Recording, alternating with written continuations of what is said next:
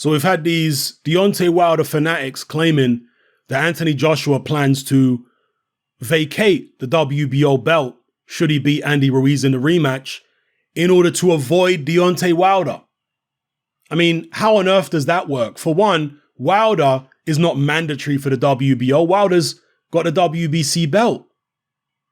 Furthermore, it's well documented now, and there's plenty of evidence to back it up. We know this is happening, that PBC and Fox don't recognize the WBO as a legitimate sanctioning body. They've withdrawn their recognition of that organization. So how the hell does AJ dropping a belt which PBC don't even recognize make any difference to the Wilder fight? See, these people can't even think their way out of a wet paper bag. And if you want evidence for it, just have a look at PBC and Fox Sports. Whenever they show a graphic for Andy Ruiz, they just list them as IBF and WBA champion, not WBO.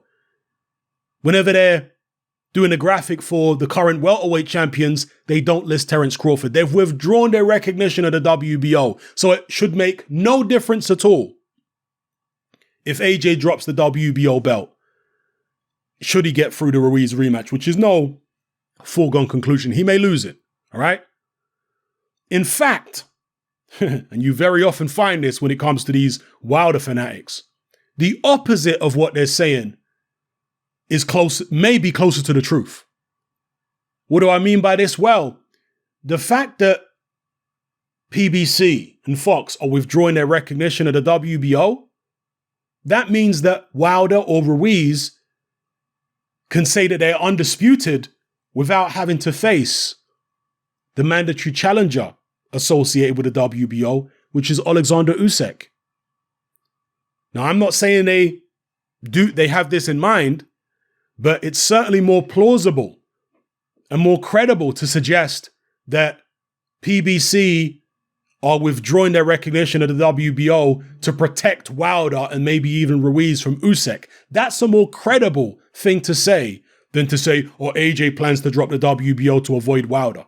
There's no credibility to that at all. It's literally nonsense. So if you want any, as I say, proof of what I'm saying, just go and have a look at the graphics that Fox PBC put up. And they don't recognize WBO champions anymore. Yeah? And I've seen so many absurd things said online and even in videos about Anthony Joshua, particularly from Americans. It blows my mind that people could be that uninformed, that ignorant, and in many cases, that disingenuous, that dishonest. I saw one video and my jaw literally dropped to the floor because I couldn't believe what this person was saying. This person said that when Tyson Fury came back from his hiatus, 2.5 years out the ring and the well-documented troubles, that he was actively pursuing and he was desperate to get the Anthony Joshua fight. Well, that's the exact opposite of what happened. Tyson Fury received an offer from Eddie Hearn to fight Anthony Joshua. And Eddie Hearn said he can have 60-40 if he wants it. He received an offer. And Eddie Hearn, and Tyson Fury's never refuted this, by the way. Eddie Hearn said that Tyson Fury wanted a particular number to fight Anthony Joshua. And Eddie Hearn said, okay, I'll give you that number. And then Tyson Fury didn't take the fight. That's never been refuted by Fury. So, no, Fury wasn't desperately seeking the Anthony Joshua fight. This is a guy, 2.5 years out the ring, no belts, hadn't fought anybody with a pulse in a very long time. We didn't know whether he'd even have anything left. And he never had the same kind of following and the same kind of status and market value as Anthony Joshua to begin with.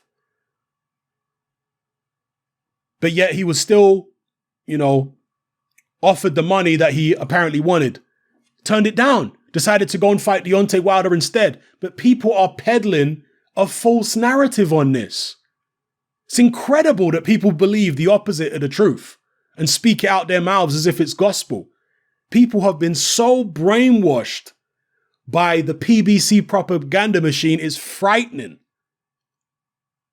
Same goes for Deontay Wilder. Deontay Wilder received multiple offers from Team Joshua, which he turned down. Multiple offers. Go back and look at how many offers were sent to Deontay Wilder from Team AJ, because it was far more than the offers coming in the opposite direction from Team Wilder to Team Joshua. Wilder apparently sent one offer which only lasted 24 hours. Sign now or the offer's off the table. That's what his manager Shelley Finkel said. That was it. And you call that an offer? And that offer was apparently financed by BT Sport, Sky Sports, his rivals. What kind of offer is that? And Frank Warren was involved in it. But yet all the offers from AJ to Wilder were legitimate offers. One of them, they even got John Skipper, the head honcho at DAZN, to sit down with Wilder's team and make them the offer for something like $120 million. And Wilder turned that down too. But yet there are still people running around pushing this provably false narrative that somehow it was AJ running from the fight and Hearn running.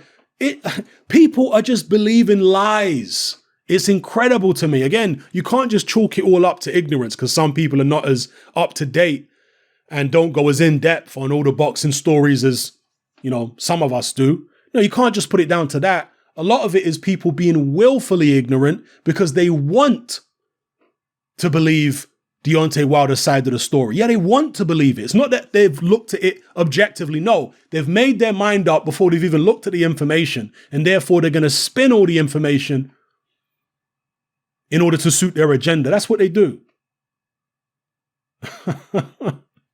So, yeah, it is what it is, man. Sad stuff. You want to keep on saying that AJ's going to drop the belt if he beats Ruiz, the WBO, to avoid Wilder. It makes no sense. PBC don't recognize the WBO. It's more likely that PBC don't recognize the WBO to protect Wilder or protect Ruiz from Usyk. How about that? Drop your comments in the comment section below. It's Haymon. I'm out. Join me on Patreon.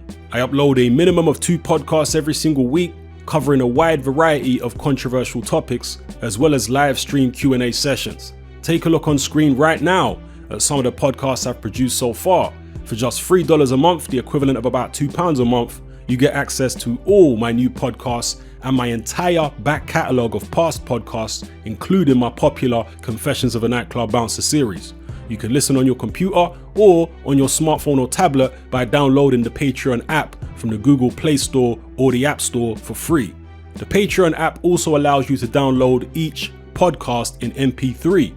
For less than the price of a cup of coffee, you get access to dozens of hours of exclusive content.